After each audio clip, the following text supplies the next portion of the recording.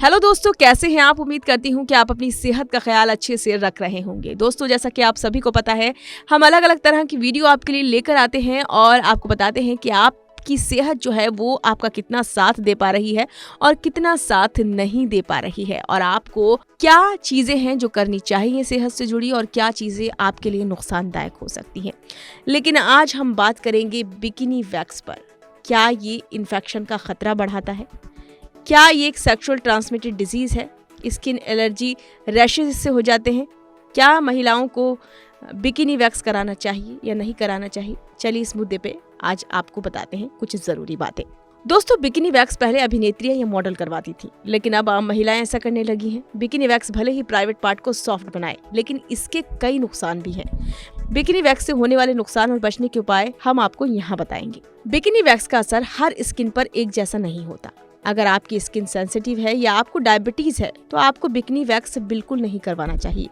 अगर पहली बार bikini wax करवाने जा रही हैं तो पहले अपनी स्किन टाइप के बारे में जानना ज़रूरी है। और ये कहा भी जाता है कि अगर आप वैक्स कराती हैं, नॉर्मल वैक्स भी कराती हैं, बिकिनी वैक्स ना कराकर, तो आपको पता होना चाहिए कि आपकी बॉडी क्या चीज़ झेल सकती है और आपका स्किन टाइप क्या है। क्योंकि स्किन टाइप अगर आपको नहीं पता होगा तो आप कोई गलत चीज़ अपनी बॉडी पे लगा लेंगे तो उसका परिणाम गलत ही होगा।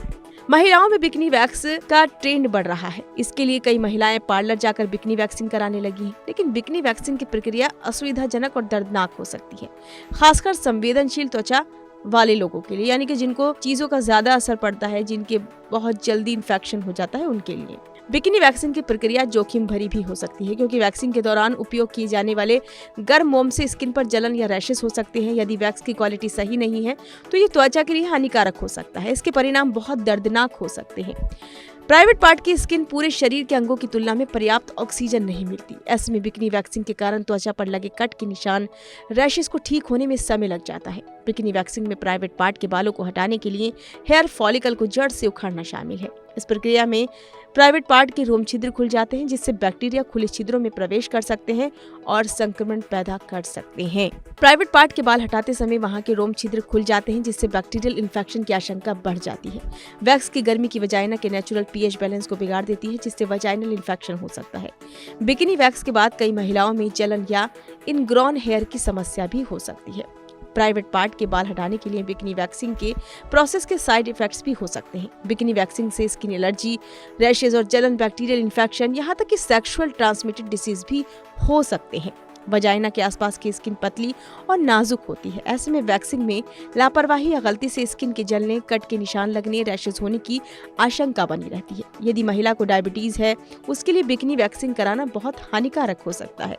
बिकिनी वैक्सिंग के बजाय आप इसका बेहतर विकल्प चुन सकती हैं, जैसे कैंची से प्राइवेट पार्ट के बालों को ट्रिम करना या बाल हटाने के लिए रेजर का उपयोग आप कर सकती हैं।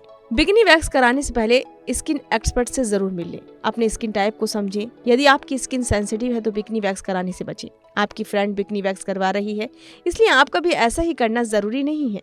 बिकिनी वैक्स कराने के बजाय प्राइवेट पार्ट के बालों को कैंची से काटना बेहतरीन विकल्प है, लेकिन अगर वो आप झेल सकें तभी, वरना नहीं। बार बार बिकिनी वैक्स करने से इनग्रॉन हेयर हो सकते हैं। सही देखभाल न की जाए तो ये भद्दे और असुविधाजनक हो सकते हैं। स्किन सेंसिटिव है तो बिकिनी वैक्स से स्किन पर कट या जलन हो सकती है। जिन महिलाओं को डायबिटीज है उन्हें बिकिनी वैक्स नहीं कराना चाहिए। इंटीमेट हेल्थ को लेकर महिलाओं की जागरूकता बढ़ी है। महिलाएं अपनी हेल्थ, फिटनेस और हाइजीन का पूरा ध्यान रखती हैं। इसी कड़ी में कई महिलाएं प्राइवेट पार्ट को साफ रखने के लिए वजाइनल वॉश का इस्तेमाल करने लगी हैं। मार्केट में वजाइनल वॉश की अच्छी खासी रेंज उपलब्ध है, जिसे महिलाएं इंटीमेट हेल्थ और हाइजीन का ख्याल रखने के लिए इस्तेमाल करती हैं। वजाइना का नेचुरल एसिडिक पीएच वजाइना की हिफाजत रखता है और हानिकारक बैक्टीरिया के खिलाफ सुरक्षा कवच का काम करता है। वजाइनल या इंटीमेट वॉश में मौजूद केमिकल वजाइना या पीएच बैलेंस बिगाड़ सकते हैं। लंबे समय तक वजाइनल वॉश का इस्तेमाल करने से इन्फेक्शन भी हो सकता है। प्राइवेट पार्ट को क्लीन रखें, लेकिन इसके लिए वजाइनल वॉश इस्तेमाल करने की जरूरत नहीं है।